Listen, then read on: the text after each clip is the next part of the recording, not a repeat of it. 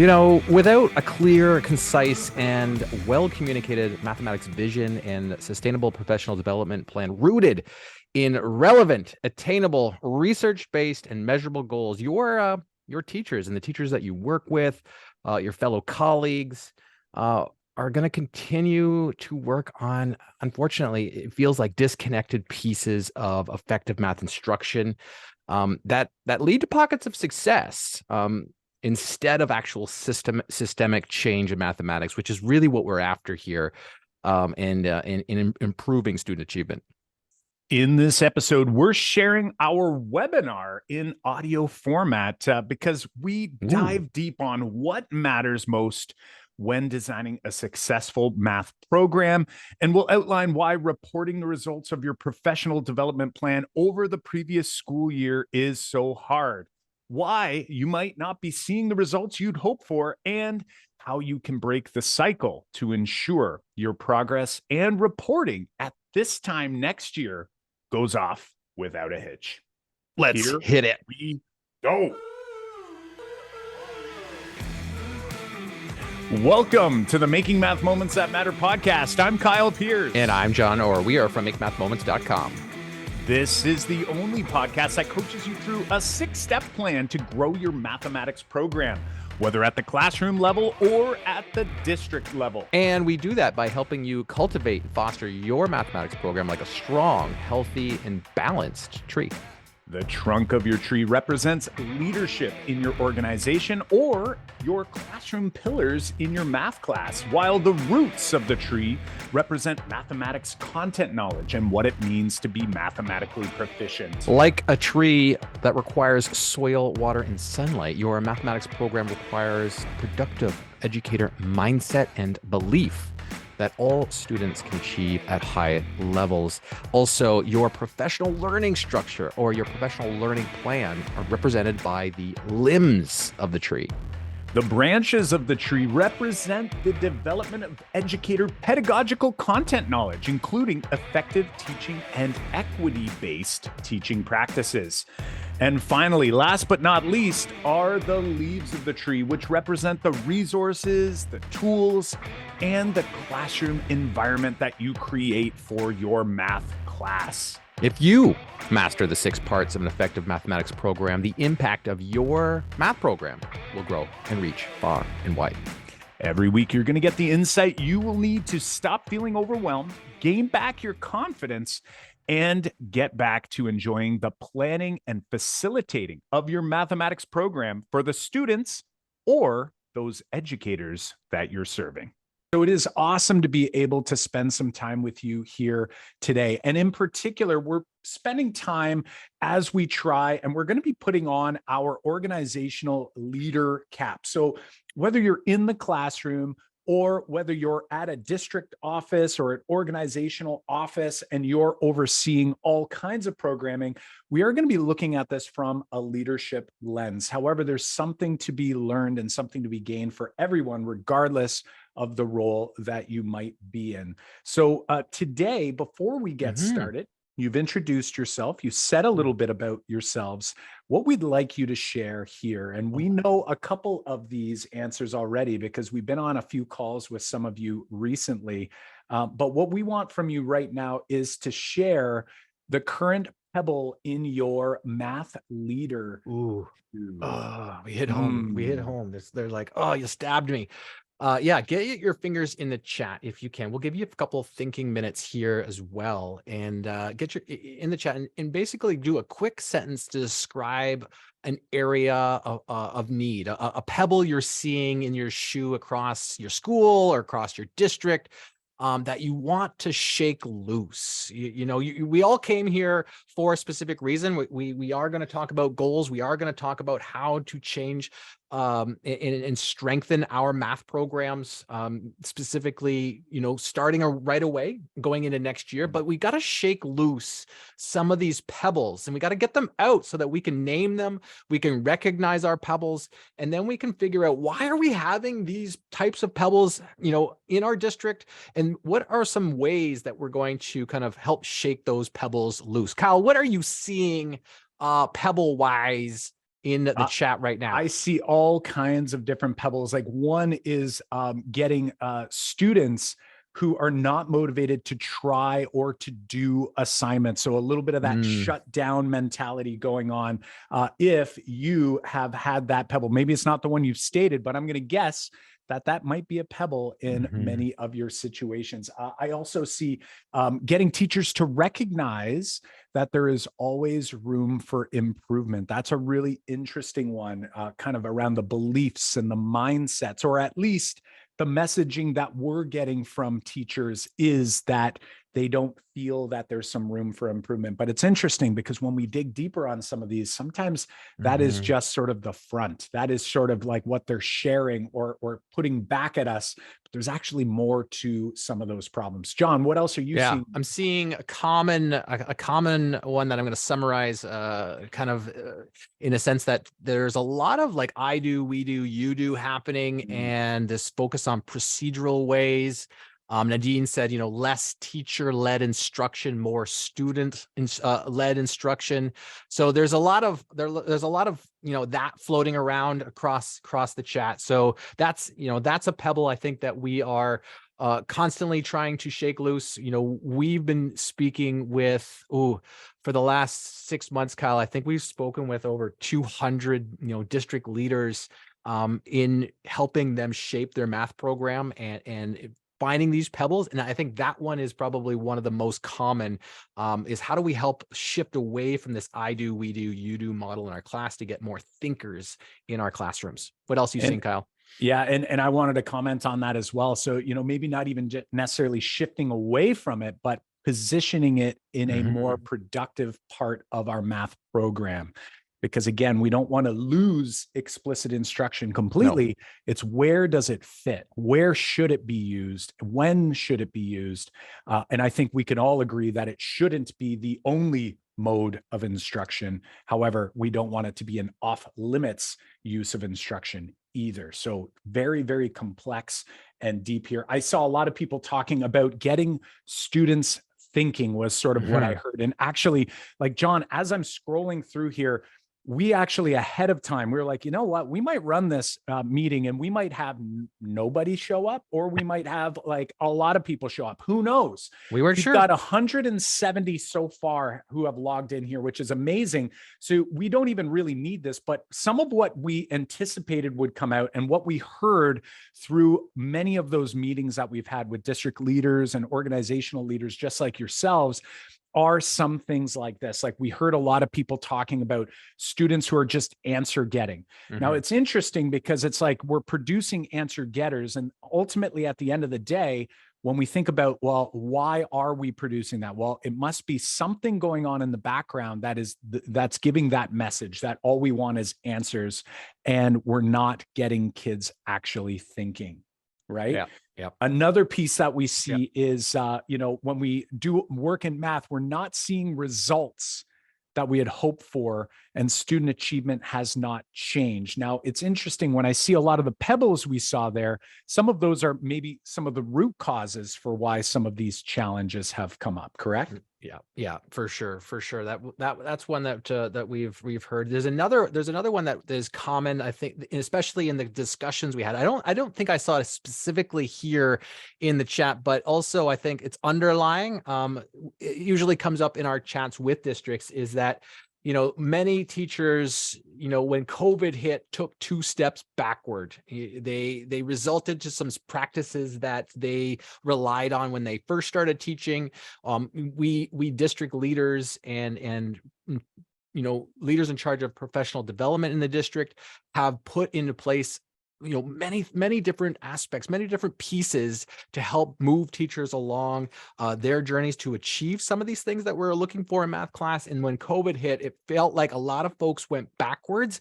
I don't know, like give me a yes in the chat if you felt like that was at your district, like the teachers kind of went backwards a couple steps, and yet today, even though we've made progress since then, it's almost like we're not back exactly where we were when we left off. So it's almost like we still haven't got back there. Kyle, are you seeing any yeses over there? Like I'm seeing like a ton of yeses. And I was waiting to see like a no, because I was going to call the person out. Like, we've never encountered someone who's like, actually, no, we actually, are further ahead because of COVID. Maybe. Everyone is seeing that, they're feeling that. And of course, that's a weight that is on everyone's shoulders, right? Like, not just district leaders or teacher leaders who are in a role of responsibility, but ultimately all educators are feeling it. They're seeing it. You have the wider gaps happening in classrooms, right? And that's just a reality of a really hard situation. As much as education wasn't fully accessible and equitable to all before the pandemic actually just made it even more of a difficult situation for all, right? So this is challenging work that we are doing. And really, I want you to just take a second, like everyone who's on camera, I could see about probably a good 36 of you here on the screen. I just want you to do one of these and give yourself a tap on the back for taking on the role of leader, of a math leader. Like, it is hard work that you've agreed to. And to be honest, and you can tell me in the chat, like if you're one of the people that got roped into it, like you turned it down, the position came out and you were like, no, I don't know if I really want to take that role on. And they were like, no, we really need you to. And no matter how hard you fought it off, you ended up in that position. There we go. We're starting to see it in the there's chat one. there, right? There's only one out there, Kyle. There's only one. Everybody else was like, no, actually, I wanted to, take on this role and, be tasked with one of the hardest, difficult jobs to do in education, because mathematics is so complex. So today, what we want to do is we want to help you, first of all, articulate some of the reasons why math is hard based on research. We want to share some of that with you and how you can make it easier to support, or how we can make it easier to support the educators you support. John, what else are we going to do here? Yeah. So what we're also going to do here is we're going to dive into what really matters in math class when designing high quality math PD. And I think there's a lot of, there's a lot of things that float around. And what we're going to help you do in this session is we hope you walk away with is kind of figuring out what truly matters for you and your school. Like every school, every district is different, and every classroom is different. And there's a lot of, differentiability that has to happen, but there's a lot of commonality on what really matters. And so we're going to help you uncover that and choose and get you started on the right path, so that next year, and actually this time next year, we're in a better place than we are today. And that's one of our main goals when we work with districts. Awesome. And finally, we're going to help you sort of get this understanding as to why it's so important to set realistic, keyword is realistic, friends, and measurable goals that can help you drive sustainable change in mathematics. Now, keep in mind, like, we're not calling anyone out here. I want to be completely honest and say, I, as in a district leader role for about 10 years, I felt that we had always set goals. So in the chat, let me know, do you set goals every year in your role or in your department or in your organization? Do you set math goals? Let's see who's got yeses. We got all yeses. There's a couple of yeses. Right. Yep. Now, yeses. Now, there they come. I'm curious. Be honest. How many times or how often do you feel that the goals are realistic? When you set those goals, are they truly realistic? And let's use like a year. We have often 50, and always 50-50. That feels more common, right? Most of the time. Here's another one. How often would you say that those goals are specifically measurable, in the sense that if you set a goal on this practice or this outcome or this student achievement, that you've measured what you've put into place to help achieve that goal? Would you give us a yes if you're like, yeah, I'm always measuring all the goals we've set in place, we've got a tracking system in place?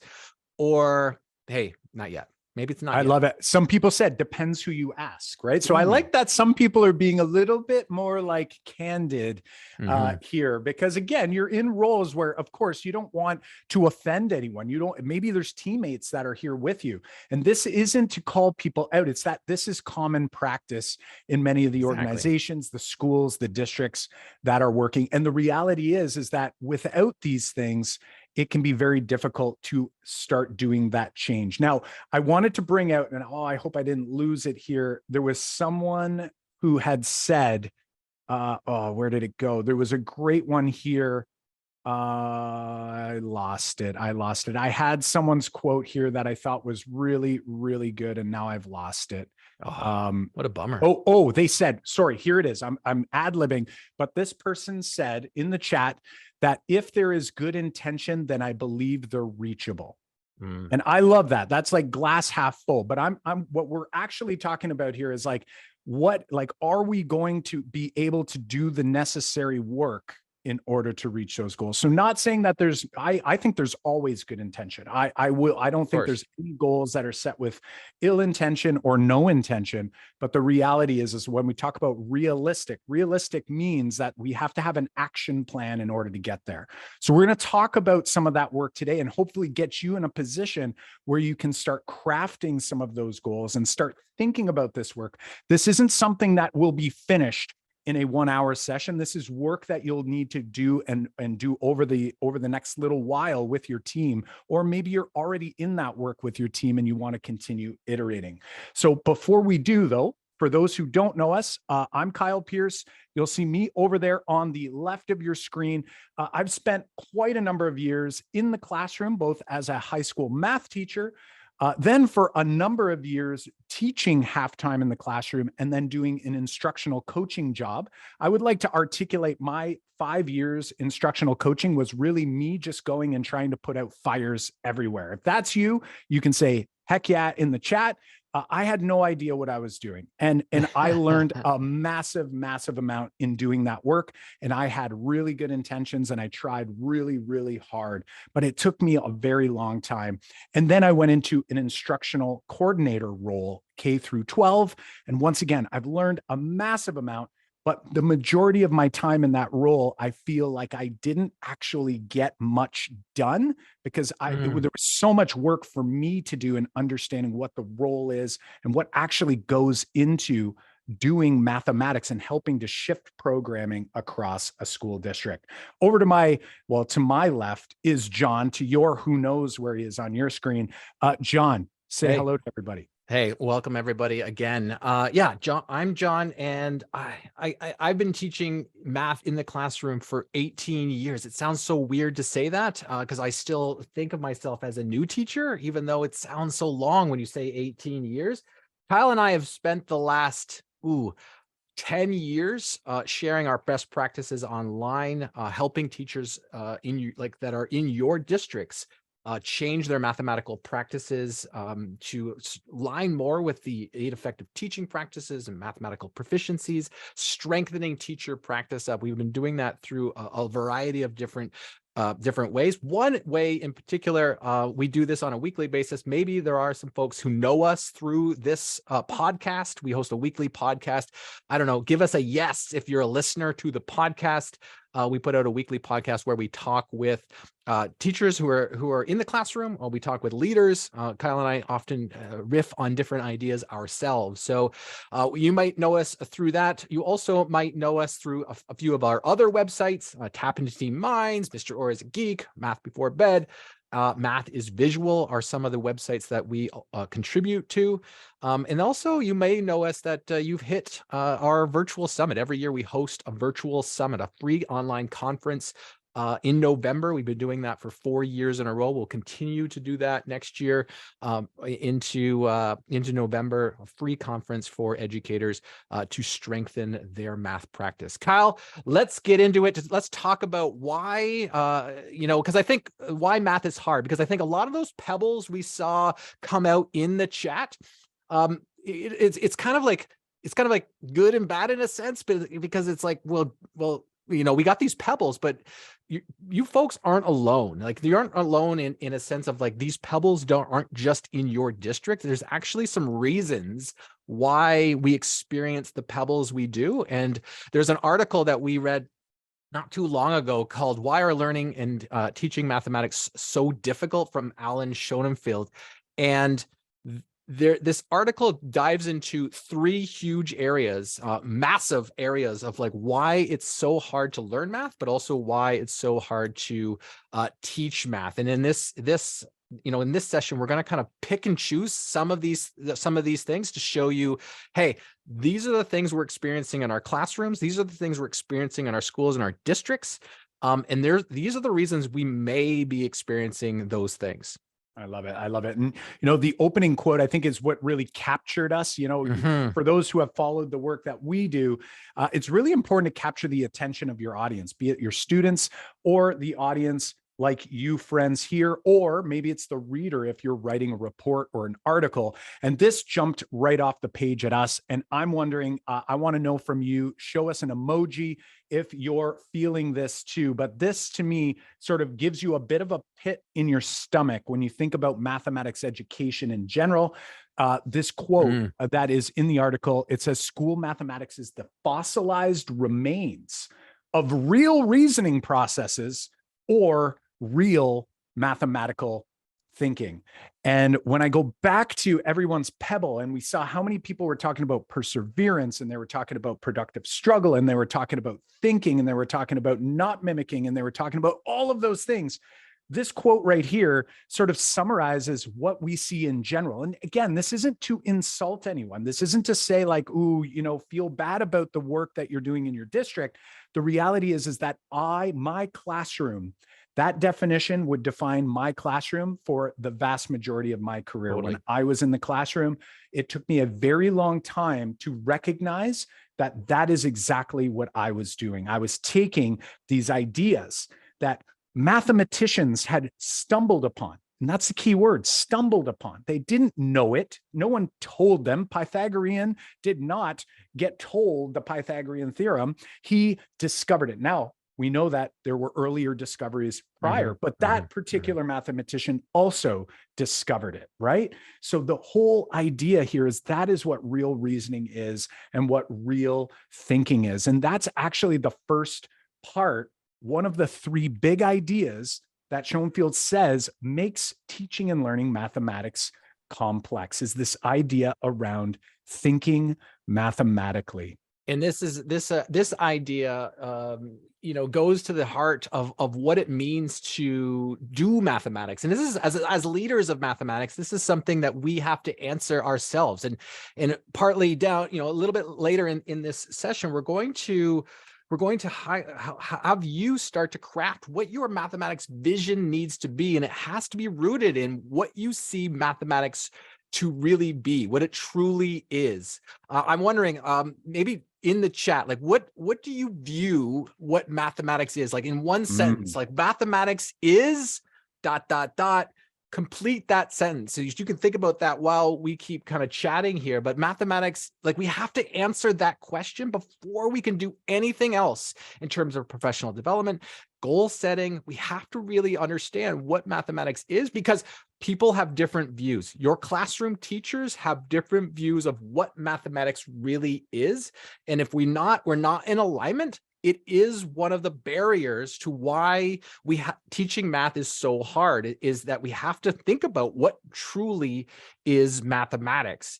And there is actually, the idea is that most of mathematics, and this is partly what the author's view is, and we're in alignment with this view, is that most of what really makes mathematics isn't taught in school. And that's why that quote at the beginning about the fossilized remains made sense for us and also for the author. But, he goes on to say that in this article of like, what else makes this hard is that we're missing 4 big areas, 4 key things to what really should be about what mathematics is in the classroom. So Kyle's probably checking the chat, but Kyle, do you see anything in the chat that resembles some of what Schoenfield is saying here is what's missing from our classrooms?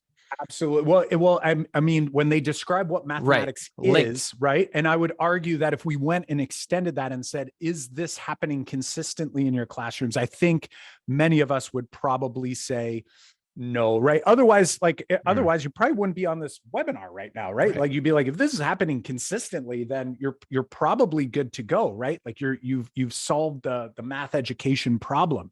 But I saw like Rachel, for example, said mathematics is a way to describe and understand the world and its processes. So she used that word process, right? Which came out here on the screen. We see processes, content, and practices.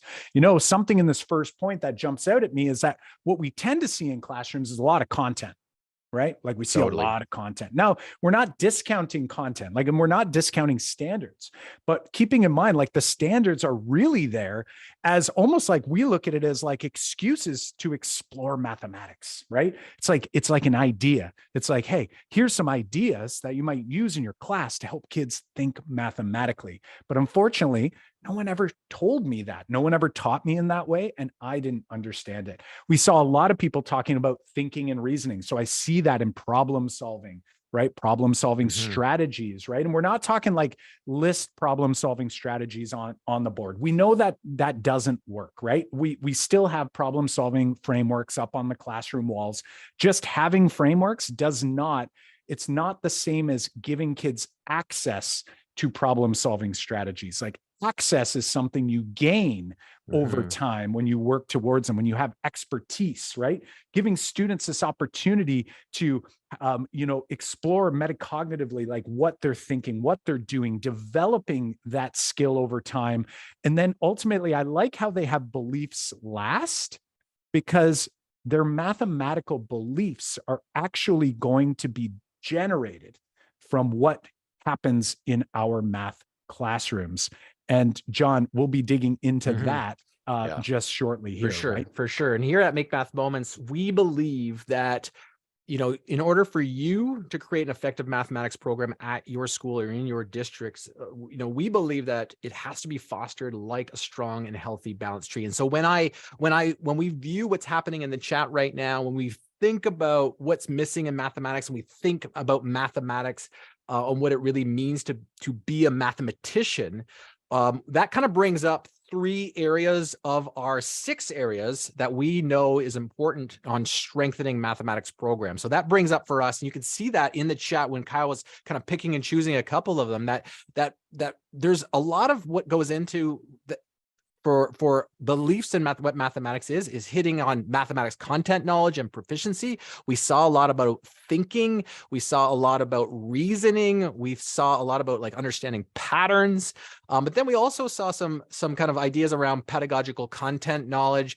Because that's intertwined in, like, if I'm going to bring out reasoning and problem solving strategies, we have to be proficient, educators, practitioners, ready to go, flexible with different strategies to bring that out over time. And Kyle's talked about just a moment ago about mindset and beliefs. That's part of us understanding what mathematics is. That's a huge influence on what we do in the classroom, what we talk about with our teachers. That's a huge influence on how to strengthen that tree.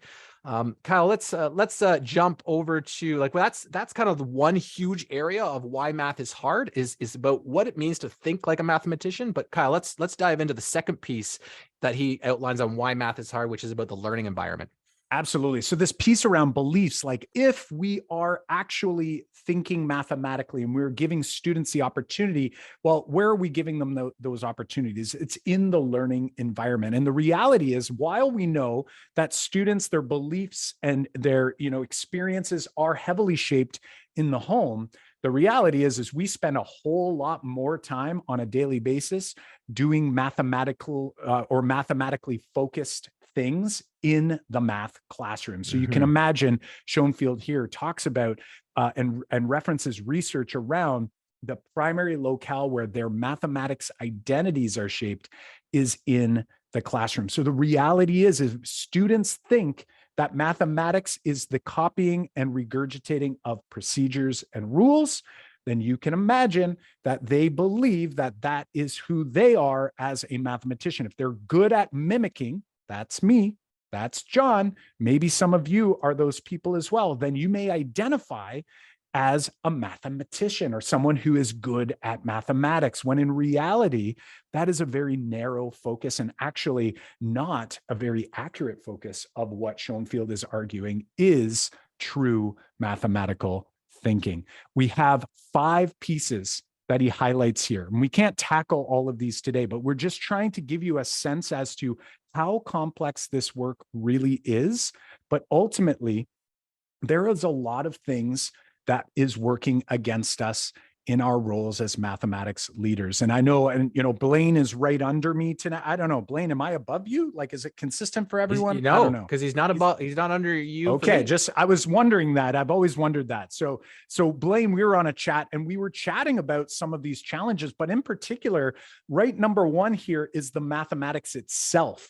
Right. So the mathematics itself, and I know Blaine and his team, they're really focusing on how do we help our educators actually build the mathematical content knowledge. Like, we're not saying that they don't know how to do algorithms. That's not what we're saying at all. We're saying, how do we help position them so that they can develop their own mathematical content knowledge? Because guess what?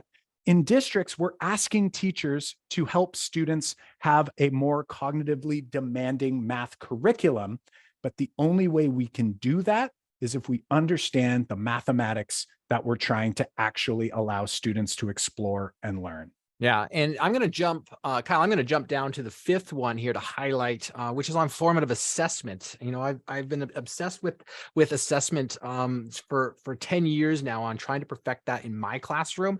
And I think where the article talks about why this has to be developed well is actually most educators, even though I know that you've had great intentions and you've talked about formative assessment all over the place, and you've been giving different professional development sessions on it. You've brought it in, you've helped your teachers think about formative assessment, but the reality is that most educators are seeing formative assessment as some sort of instrument, some sort of like thing to like put in front of kids, instead of a process to inform your teachers understanding of where that student is on their journey and how to use that information to change instruction so that they can continue their journey, continue going down this path.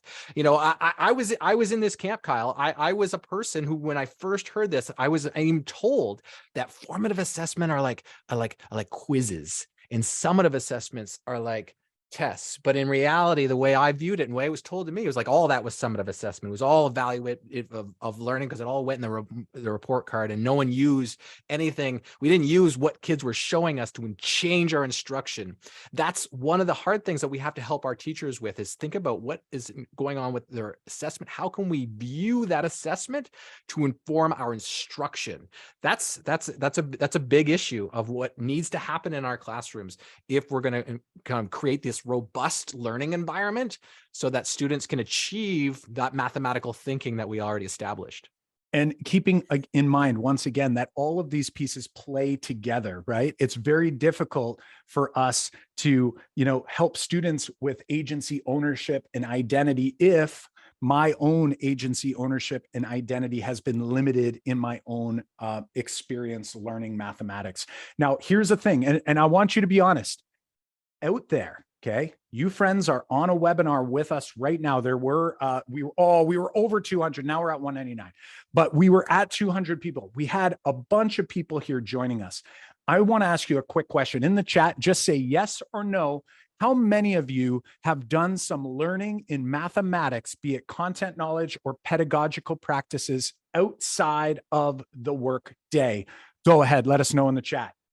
Of course they have. I'm shocked. I'm shocked. Look at that. Ultimately, that work, and I'm going to be honest, and I will say, and I'm being I think, very conservative in my journey as a mathematics educator.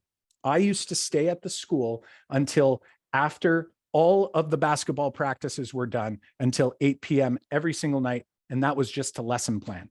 And in that process, my lessons were some of the worst lessons ever, but I was trying my darndest. Now, here's the thing. I put in over 10,000 hours outside of the school day, and it still took me over 15 years to sort of start feeling like I was putting the pieces together. This is really, really tough work. And you can see in that list that now we're actually starting to like expand things a little bit, because now we're talking about the classroom environment. That's like the fourth piece here to our tree, to our math program that we need to be aware of. And the reality is, this isn't something that someone just chooses, right? This isn't something like, I didn't choose to not know what real mathematics thinking was. And I didn't choose my beliefs. I had my beliefs. That was something that I had with me. I brought, and it developed over time. So we have these massive, massive challenges that we are up against. And I saw a lot of people share this in the chat, and it is a massive pebble. It's like, how do we help shift teacher beliefs when in reality, their beliefs have been formed over their 25, 30, 40, 50, 60 years on this planet. And we are wanting to try to shift those beliefs. So my wonder is here, we want to take a quick a pause, and we're wondering, like, what's been done so far? Think to your pebble that you shared out. And then what sort of work has been done so far? Of course, we can't take your entire, action plan, but like, what is some of the work that has been done? Not necessarily around mindset, but around your pebble. What's some of the work that's been going on in your school, district, organization in order to help address those pebbles that you had shared earlier? So we'll give you a little bit of time there. Yeah. We'll catch our breath. Yep. And then we're gonna try to dig in, think time. shift some gears, right, John, to start kind of exposing what our first or our next step might be, some action to build items off of these ideas. Totally. Yes. Totally. Awesome. John, I'm going to let you look to the chat here and I'm share looking. some of what you're seeing. I'm giving some quiet think time. I'm one of those people that need like that quiet time to like process my thoughts. Kyle, Kyle and I even though we're very similar, he can do two things at once. I have a hard time reading and talking at the same time. But I'm still doing that. Actually, I have not read anything yet. Give me a second. I was going to say you're lying. All right, I'm gonna pull some apart here. Kyle, I'm seeing a lot of workshops. Folks are engaging their teachers in workshops, professional development teams. We're seeing conferences, like helping people go to conferences. I'm seeing embedded conversations with curricular view. I'm seeing PD around conceptual understanding of mathematics. Love it. Yes. We're going to talk about that one in just a moment. I'm seeing Carol is saying like sharing others' work, like Joe Bowler and Math Mindsets and NCTM resources.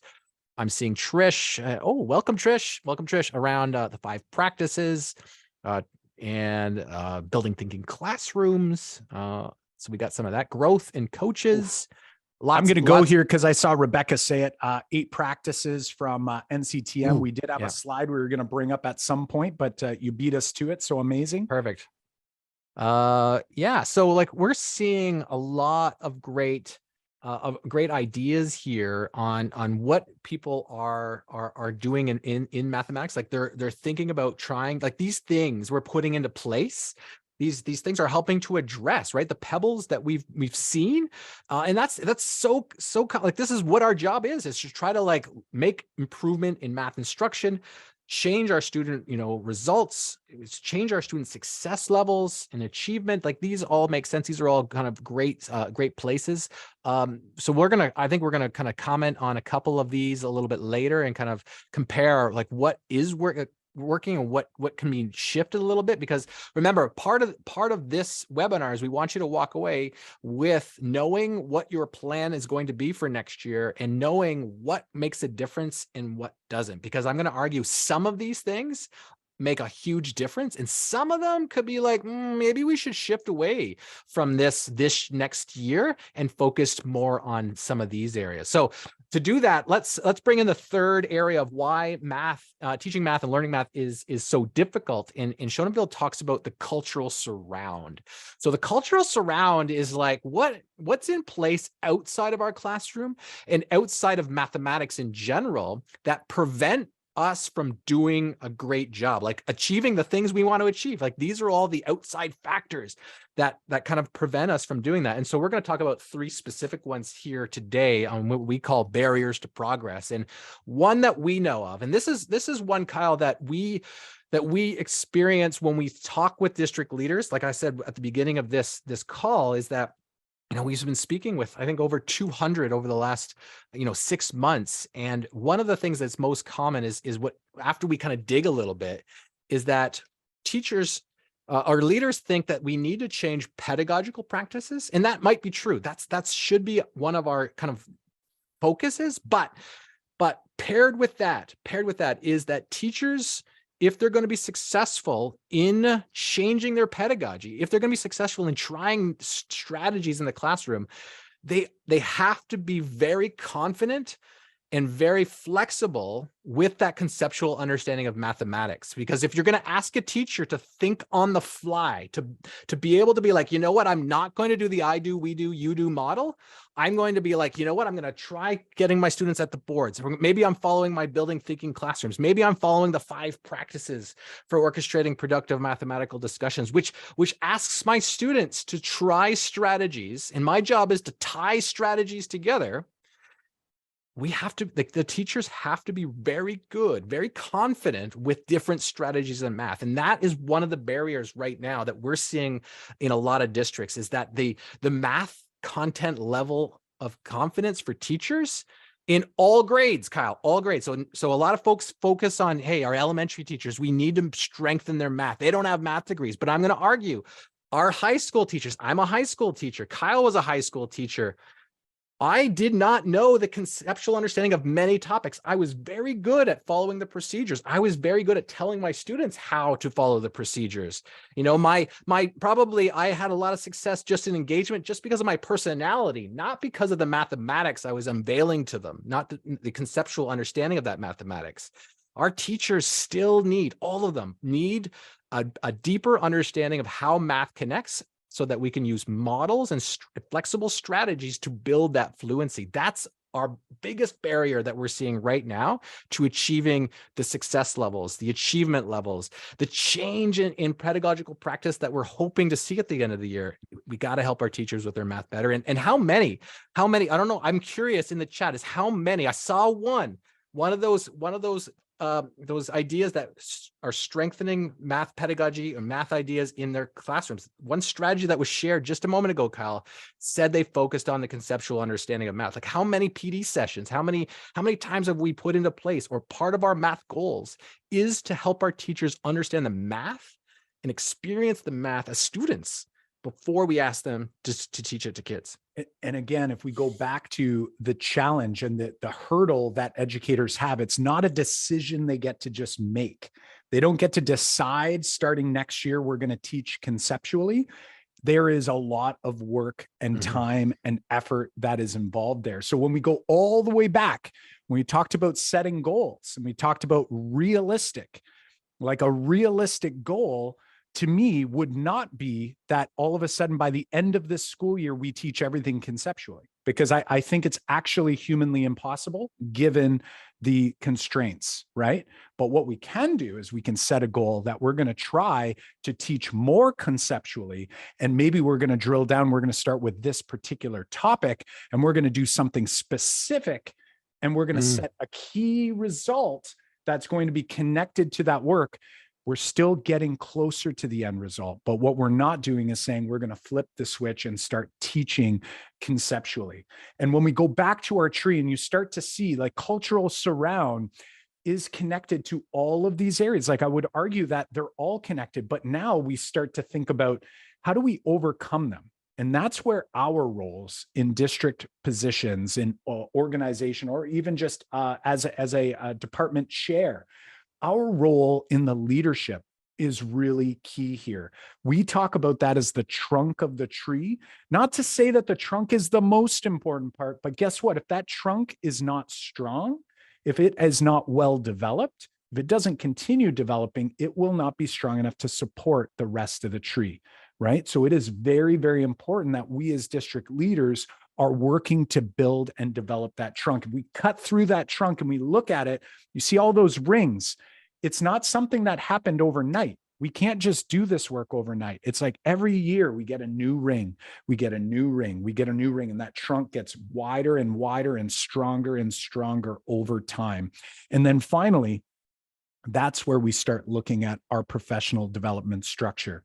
Now, here is the challenge, and this is sort of our challenge to you, friends, as a group. Some of you are here as a team. I know some of you have your partners in the room, which is awesome.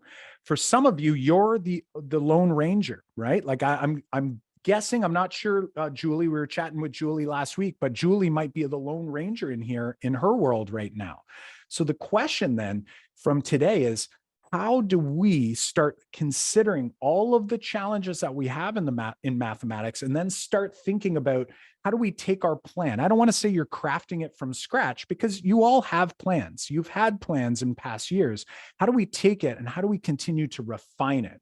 Because one of the biggest pieces that really hinders our ability to make sustainable change is that we either have some sort of misalignment, be it communication issues, right? You get in the telephone game.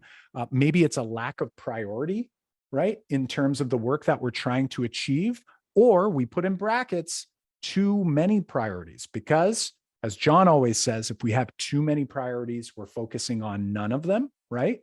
So really having this time to think about what part of my tree. For those who did our assessment screener, some of you have a highlighted area that you might consider with your team to focus on. It doesn't mean it's the best next move for you, but it's highlighting based on some of your questions that it seems like a great place to begin. One thing we know we can't do is change everything.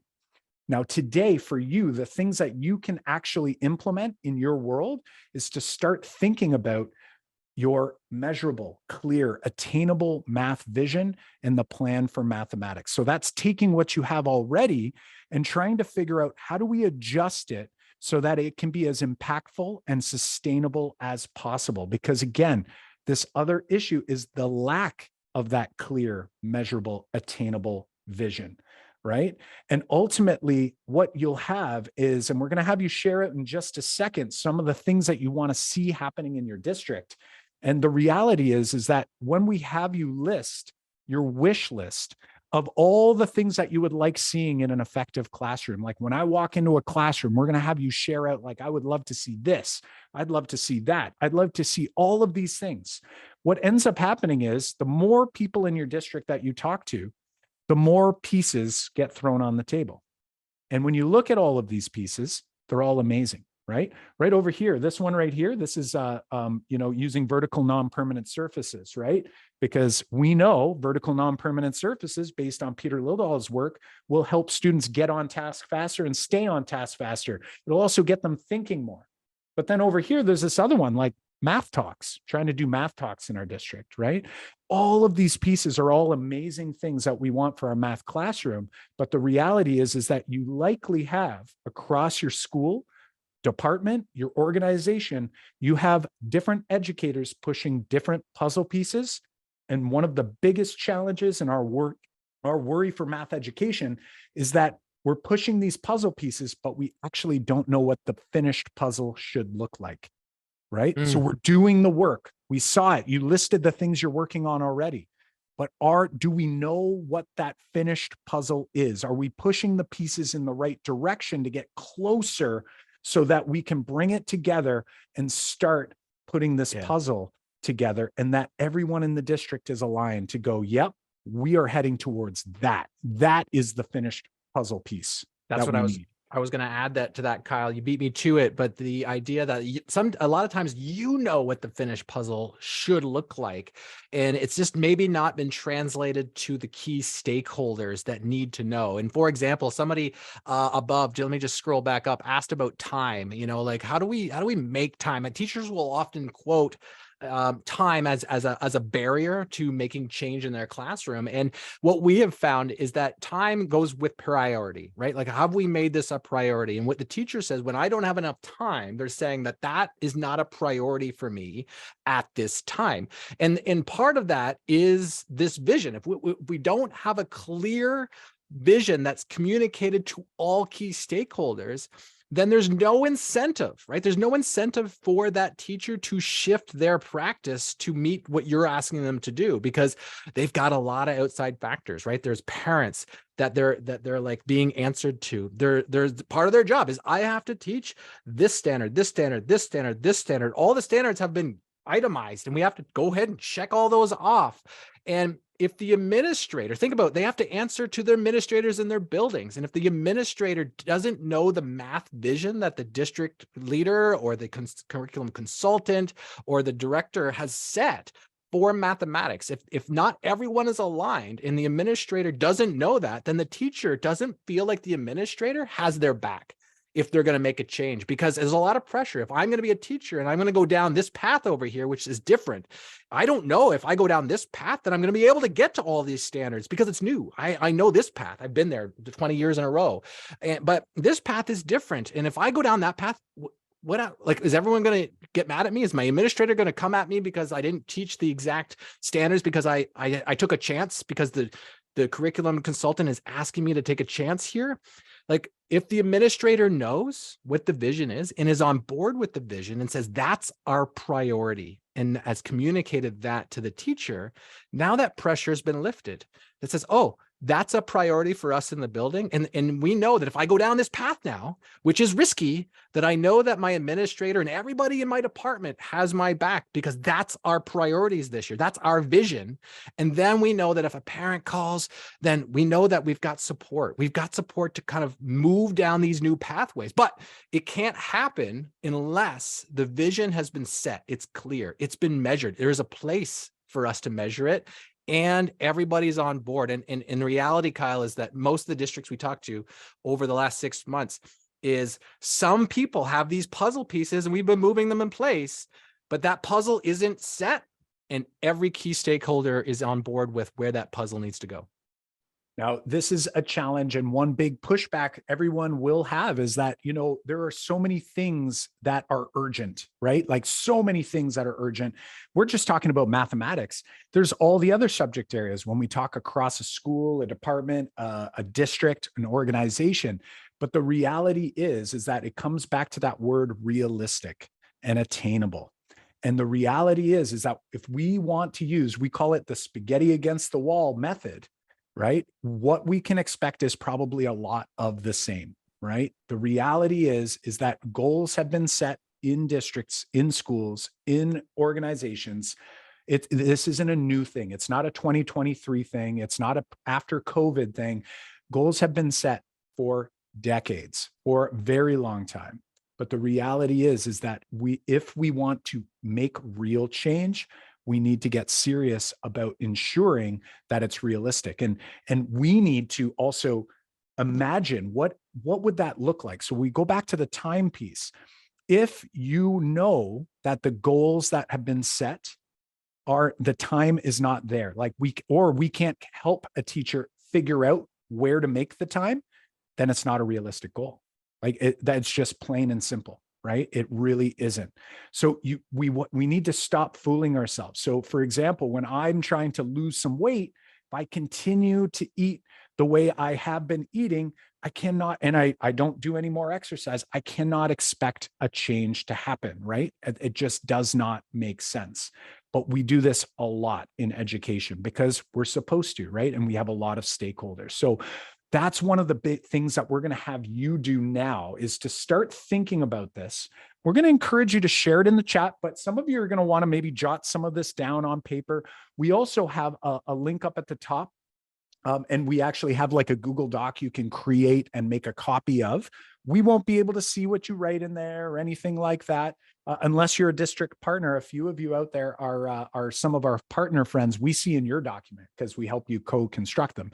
But for those who are going to this link, you'll get yourself your own copy and you can jot it down there. But what I'd like to see in the chat are like, what are some of, we call it the magic wand wish list items. So like if you could wave the magic wand and all of a sudden, none of the barriers are there. None of the challenges are there. Time is not an issue.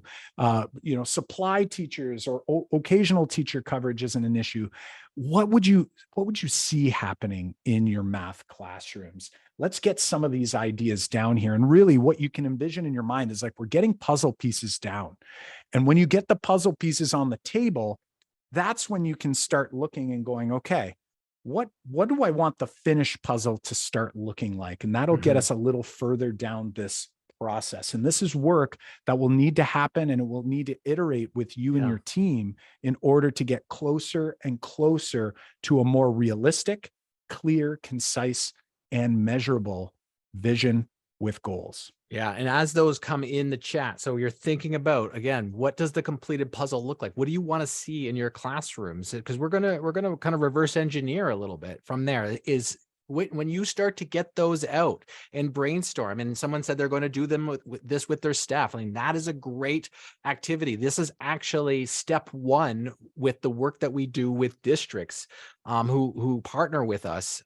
We kind of do a needs analysis. We think about the work that they did on their district assessment, their screener, and then we start to craft, what do we want the final kind of puzzle to look like? And then we're going to reverse engineer to get there. And it starts with creating that magic wand wish list. So you, as like Kyle said, if you go to makemathmoments.com/goals, you can download our vision planning kit, which has a number of different templates you can use to start planning that process. That's step one in kind of the work that needs to get done to create the goals. Now, step two, as you're kind of putting this in the chat, step two is once you've kind of articulated what you want the puzzle to look like, step two is narrowing that down and focusing on your OKRs. So OKRs is a process of you stating, what are my key objectives? What are my objectives? These are like my big ideas. And this is this idea that we said before, is like, we want you to narrow that to like 3 key objectives for the year, like not 4, pick 3. Keep it small, because you focus on too many things, you're focusing on none. The objectives are like, these are the big things I want to hit this year. We've had districts that we've worked with in the past say, I want to focus on productive struggle in the classroom. We've had another district pick one of their key objective to be changing mathematical beliefs with administrators.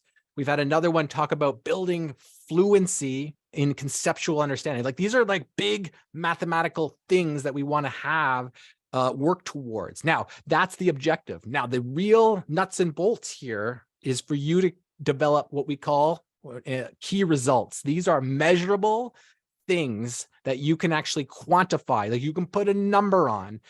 These are the things that you want to put underneath each key objective or each objective, so that you can say, I did this, we did this, we did this, and we see the result of that. So that might be, thinking about how to measure that with, say, a survey, or maybe it's student data. But here's the thing about setting your key result measurable is, if you want to see a change in practice with teacher practice. So if you want to see, say, I want to see more,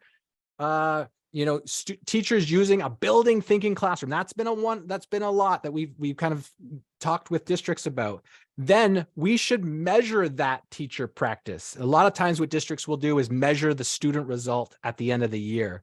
And there's a lot of factors that go into place to produce that student result. And we can't set a clear line between what we wanted to change, teacher practice, and that result. So what we want to do is, when we partner with districts, we set up that key measurable to track exactly what we want to see improvement on. So if we want to change teacher practice, we're going to measure teacher practice, so that at the end of the year, 180 days later, we've seen results that have been changed and they're improved. And we can say at the end of the year that whatever we did starting now, because you're starting right now, the fact that you're here on this webinar means you're one step closer to achieving this, is that at the end of the year, next 180 days, you're going to be like, hey, we put that into place and here's the result we got. And we've seen improvement in teacher practice, if that's that practice. So you can also in the vision planning kit, you can get an example of a vision statement with objectives and key results that a district that we've worked with has built.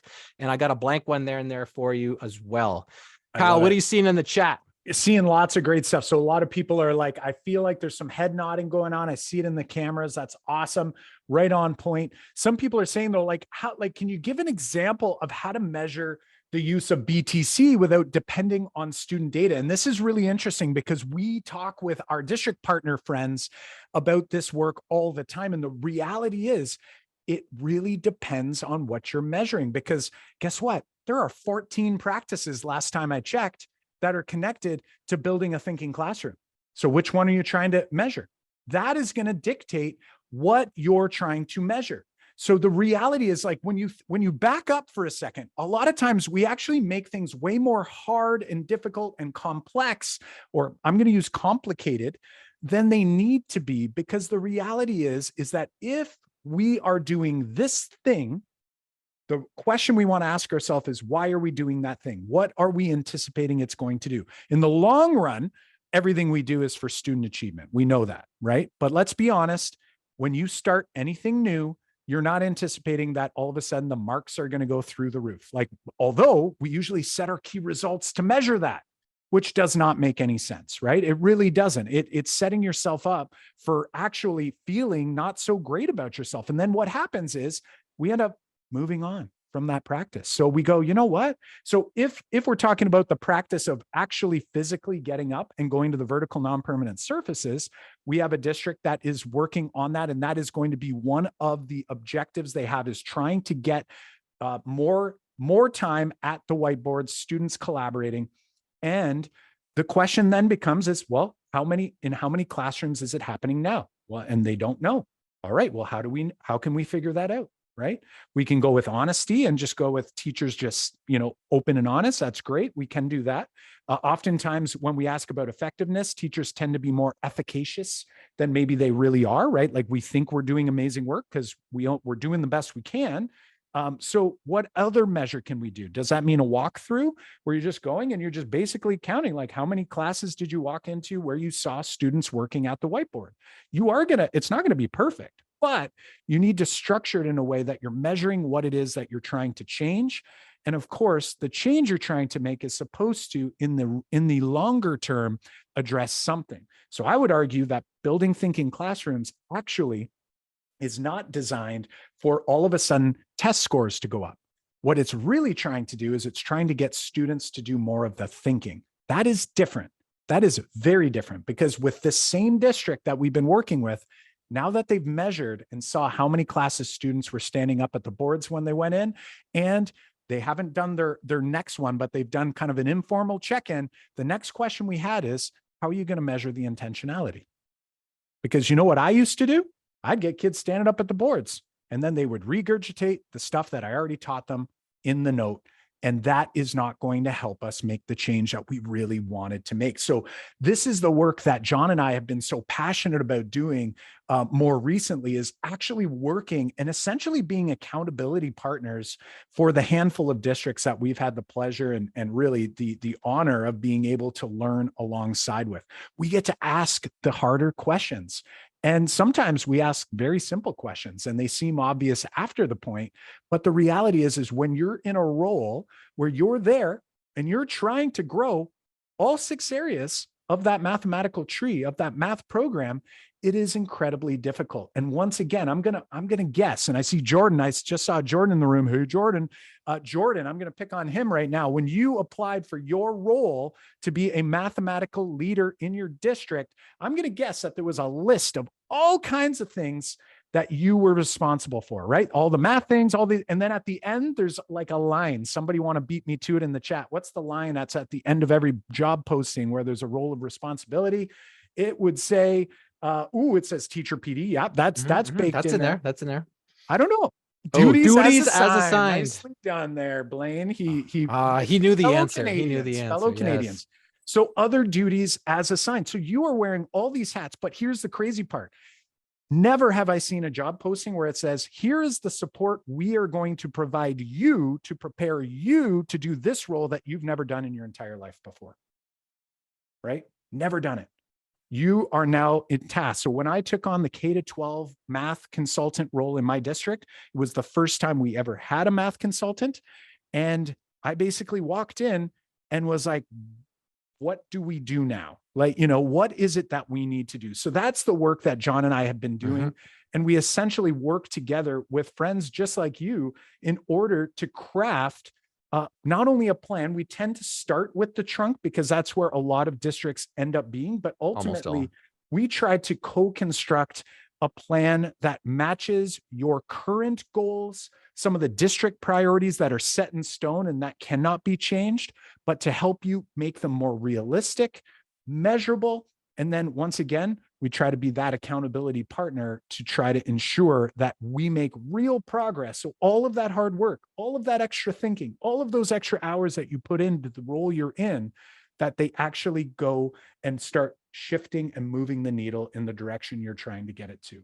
And what we often have to do is that, we said this at the beginning of this session, is that every district is unique. Every district has different priorities, different needs. And this is a customized program. When we work with a district, it's fully customized to that district.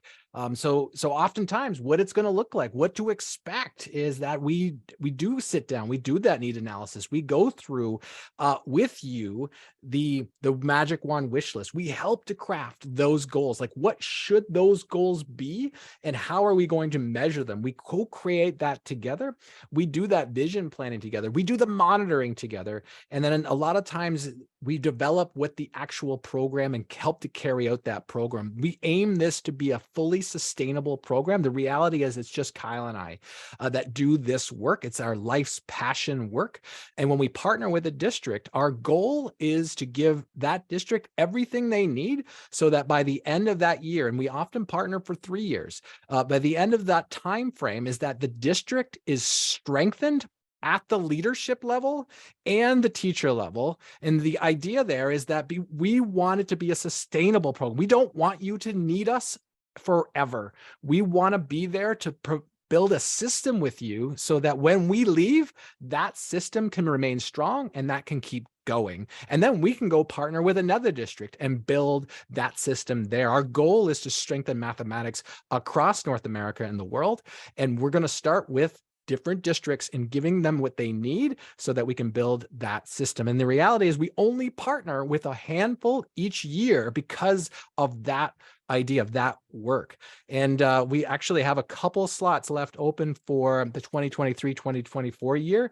And part of that is we start that work immediately when this is something that you want in your program, you want in your school. So if we know, right, Kyle, we know budget is always an issue when it comes to professional development, but I want you to think right now, if you took budget and you threw it out the window for a moment, oh my gosh, I just said that, took budget and threw it out the window for a moment, could you say, this is a program I could use or I need in my school district?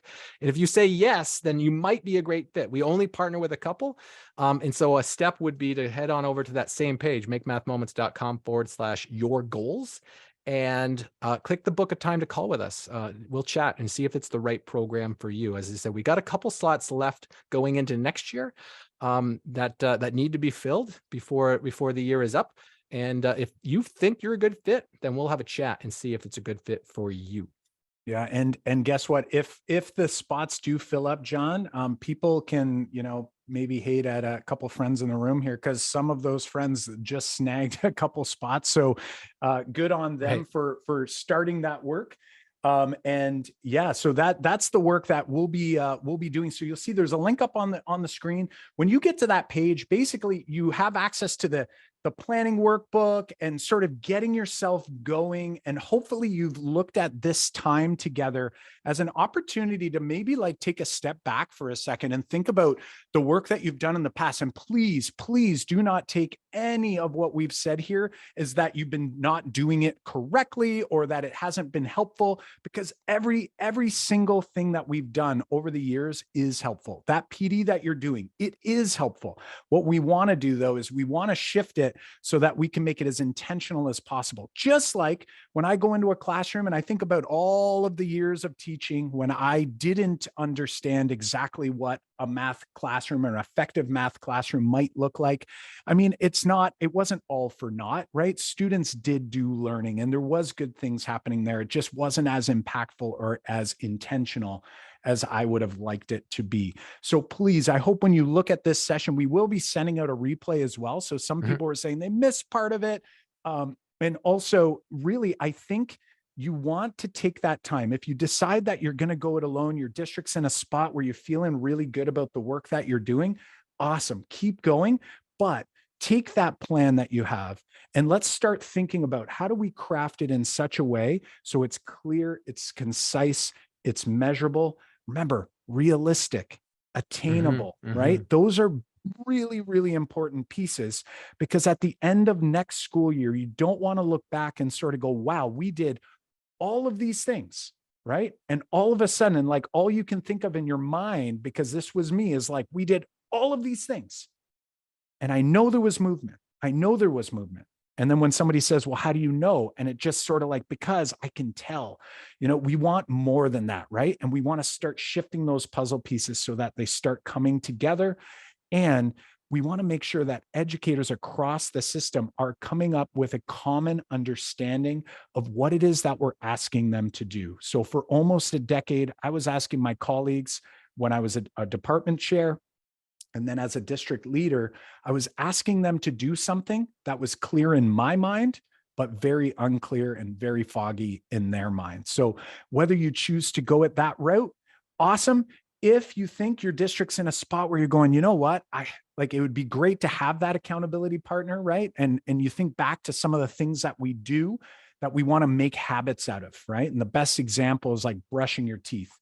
How many people were kids? How many people were kids at one point? I want to see some people with the camera. Nice question. How many people? A few of you were kids. No, you were all kids at one point, right? And your parents or your guardians used to say, like, you got to brush your teeth in the morning, in the afternoon.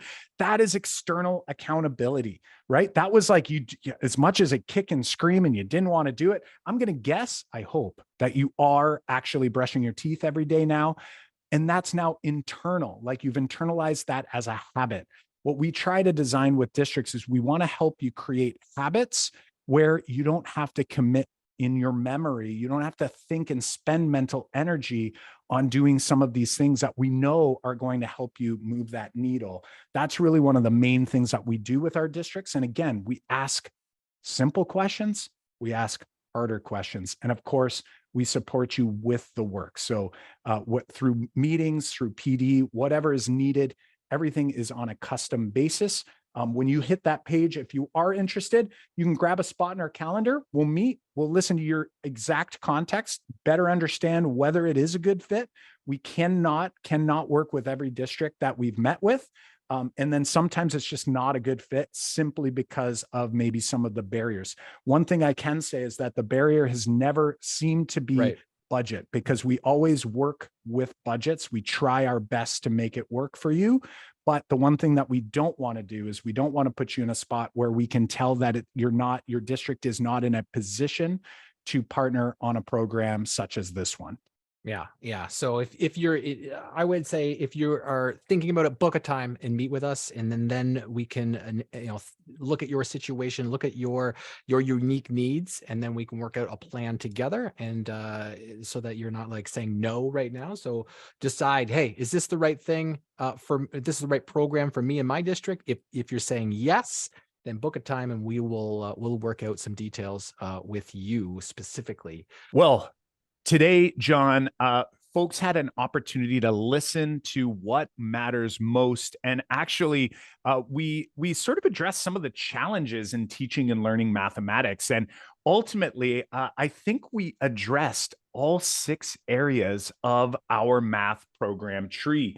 And we uncovered why it's so difficult. And we did that not to sort of make you feel bad about yourself or how hard this is to do this work, but just so that you recognize that this is hard work and this will take time. But most importantly is that we need to start with a plan. So whether you're in the classroom, you're a teacher in your own math program, you have to start thinking about, what is your plan? What is your vision for your math classroom? If you're in a district leader audience, or in a district leader setting, I should say, you have to start thinking about, what does that look like and sound like for you and your leadership team?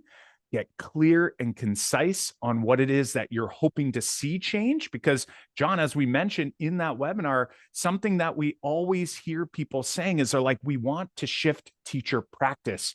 But the question is what does that look like and sound like in a short elevator pitch? Does every educator in the system that you're working within, do they know what it is that you're trying to get them to do? And oftentimes the answer is no. It's clear in your own mind, but it's not clear in everyone else's mind. So we need to gain clarity at the system level. And this might be in your own classroom. And again, if you're a teacher, be a teacher leader. It might be in your grade band in your school. You go, hey, let's work on, what is it that we are trying to achieve here? Because we're all trying to help students. We know that. That's why we're in this thing called education. But at the end of the day, if everyone's vision is different, even if it's just a little bit different, think of how far apart you're going to be after a number of years down the road. Yeah. So if we think about our tree, in the webinar, we touched on pretty much all aspects of the 6 parts of the tree, the 6 parts of an effective mathematics program, but we heavily discussed the trunk of the tree, the leadership, the vision that Kyle just referenced, in setting those clear, measurable, and achievable goals, in setting key results so we can hit those goals, so that by the end of the year, right, we know exactly what goals we have hit, what goals we haven't, and we're kind of rounding out what that program can achieve the next year as well. So that kind of talks and addresses the trunk of the tree. You know, we talked about the roots of the tree should be part of that process of thinking about strengthening teachers' content knowledge, so that they have the flexibility to move in the classroom, or implement those teacher moves, those pedagogical moves that we always want our teachers to do. So we have to strengthen those roots up. We talked a lot about mindset, which is the soil, the water, and the sunlight. The limbs, we specifically kind of gave suggestions about how to think about structuring PD, the professional development, so that our teachers are in a good spot to develop their roots, and also develop their branches of the tree, which is their teacher moves, their pedagogical structures they're using in the classroom, how their lessons are designed. And the last thing we talked briefly about was like, what lessons actually help us do that? Which are the leaves of the tree? So improving the 6 parts of your tree is on your to-do list, right? It's on our to-do list, and we can't necessarily do all 6 at once, but we want to think about which do we want to improve upon right away. And if you're not sure exactly which of those 6 to improve upon right now, you can head on over to makemathmoments.com/report. That's makemathmoments.com/report, and get your free report, which tells you which of the 6 you should focus on, whether you're a leader or whether you're a classroom teacher. I love it, John. And you know, when those assessment screeners come through, we get a notification, so we get to kind of see, you know, who is actually engaging with that assessment screener. And what I've loved most recently is we're starting to see people filling them in within the same day from the same district. Ooh. And what that tells us is that we have a group of educators who are all doing this, and then our hope is that they're coming together, or maybe they're even in the same room doing this thing together, so that they can engage in a discussion and discuss some of the things that intrigued them. So oftentimes you'll see some of the questions in the screener can actually create a massive discussion where you thought there was clarity across your grade band, or maybe across your school or across your district, but there actually isn't clarity. There is a lack of clarity. So use this screener so you can selfishly improve your own program for your students, but also use the screener as a means to start conversations within your your school, within your district, or even beyond. So keep on going over at makemathmoments.com/report.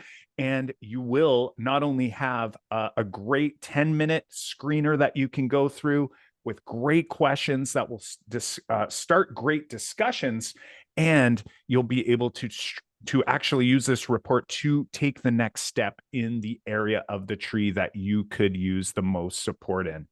Friends, show notes, links to resources, and complete transcripts can be found over on the Make Math Moments website. That's at makemathmoments.com/episode 238.